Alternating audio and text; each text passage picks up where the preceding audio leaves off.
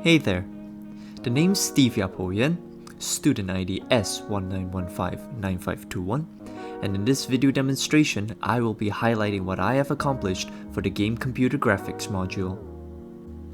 The task handed down to us was to develop a 3D scene of a still life or a game scene by rendering each using different techniques.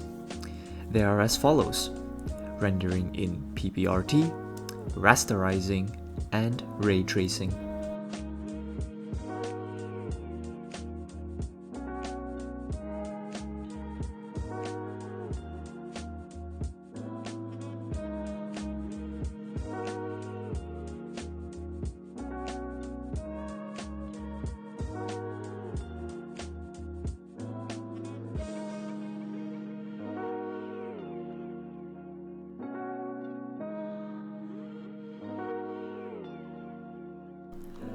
Let's start by giving a brief rundown on how I rendered my PBRT.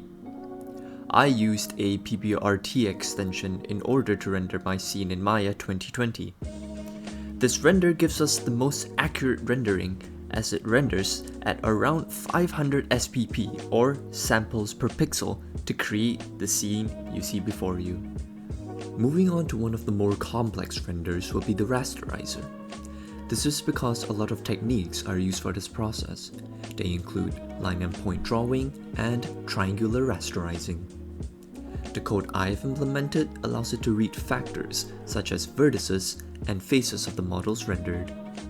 Not only that, the code is able to produce a TGA type file for us after it finishes rendering. The most confusing and challenging part of this would be the inclusion of barycentric point.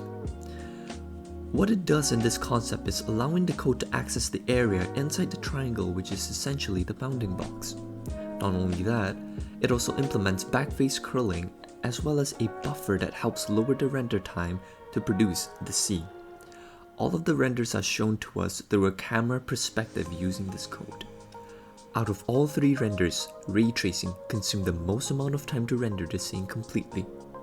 My 3D still life scene included a fair amount of models, however, some of them had faces and vertices amounting up to 180,000. I had to manually cut them down as well as triangulate them in order for them to be rendered quicker.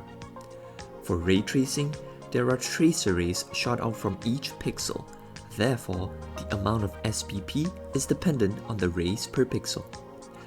A side note would be that materials such as Lambertian and dielectric can be allocated to the models themselves to allow the render to have a sense of realism. By looking at all three rendered scenes, we can identify a few issues that I encountered during the whole process.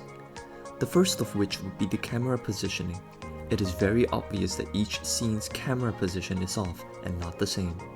The second would be some textures and materials not rendering incorrectly or at all as seen in Ray Tracer and PBRT. All my work has been progressively updated and committed to GitHub throughout the module. In the read.me file, I have compiled a brief summary with references of what has been done to achieve all of this.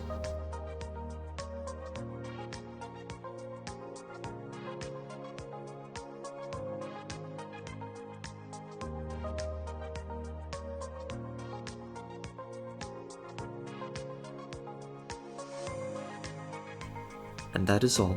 Thank you for taking the time to watch my video demonstration.